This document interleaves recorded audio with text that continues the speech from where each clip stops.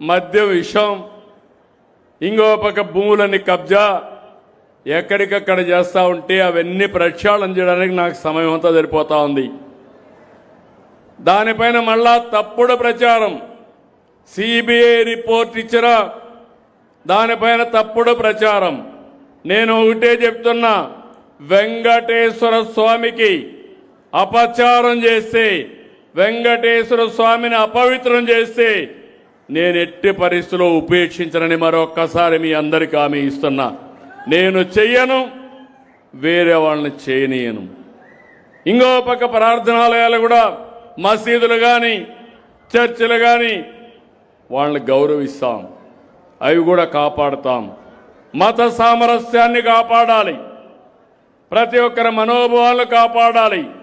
కుట్రపూరితంగా మత విద్వేషాలు రెచ్చగొట్టాలని, లేనిపోని సమస్యలు చేయాలంటే మాత్రం ఎట్టి పరిస్థితుల్లో ఉపేక్షించనని చెప్పి మరొక్కసారి మీ అందరికీ హామీ ఇస్తున్నా. మీరు ఒక్కసారి గుర్తుపెట్టుకోవాలి, ఈ రాయలసీమలో ఏం జరిగాయని.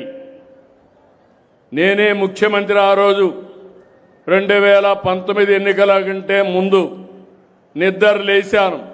నిద్ర లేచి టీవీలో ఒక వార్త వచ్చింది.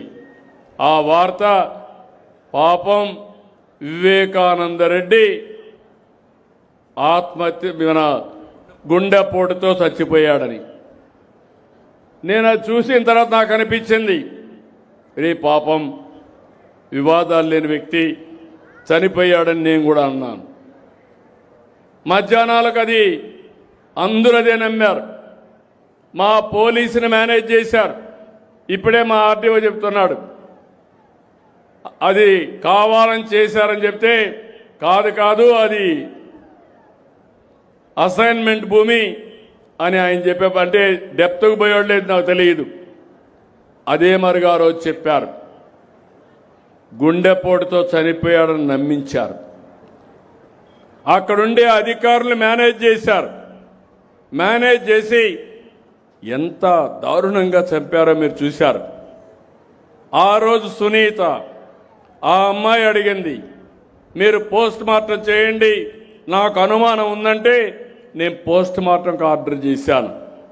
పోస్ట్ మార్టానికి పోతే తలంతా కూడా గొడ్డలతో విపరీతంగా నరికి ఆ బెడ్రూమ్ అంతా లాగి, బాత్రూంలోకి లాగి, గోడలు బెడ్ అంతా కూడా, కమ్మౌడ్స్ అంతా కూడా బ్లడ్ అయిపోయింది. అది చూసిన తర్వాత అవన్నీ క్లీన్ చేశారు. మా ఆఫీసరు సాక్షులుగా వాళ్ళకి సపోర్ట్ చేశారు, ఏమీ లేదని. సాయంత్రం వచ్చాడు, ఆ అమ్మాయినే మేనేజ్ చేశాడు. మేనేజ్ చేసి ఏమంటాడు, మా నాన్న లేడు, చనిపోయాడు, ఇప్పుడు మా చిన్నాన్నే పెద్ద దిక్కు, మా చిన్నాన్న కూడా చంపేశారు, నేను అనాథనైపోయాను అన్నాడు. మీరు నమ్మారు, మీరు నమ్ముతారు, మీ మంచితనం అది. నమ్మిన తర్వాత నెక్స్ట్ డే ఏం చేశాడు, నారాసుర రక్త చరిత్రని నా చేతిలో కత్తిపెట్టి ఆయన చేసిన నేరాన్ని నా నెత్తిన దోహేశాడు. అది నమ్మారు మీరు. 2019లో ఓట్లేదు. దానివల్ల ఏం జరిగిందో ఒక్కసారి చూడండి. ఇప్పుడు ఎవరికి కూడా పేపర్లు ఉండవు, టీవీలు ఉండవు, నేరాలు చేయరు రాజకీయ నాయకులు, నేరస్తుల్ని పక్కన పెట్టుకోరు. అలాంటిది మీరు చూస్తే నేరాలు ఘోరాలు చేస్తూ, ఇప్పుడు ఆయన ఎవరినైతే మోసం చేశాడో సునీత లేటుగా తెలుసుకున్నది, నాకు అన్యాయం జరిగిపోయిందని.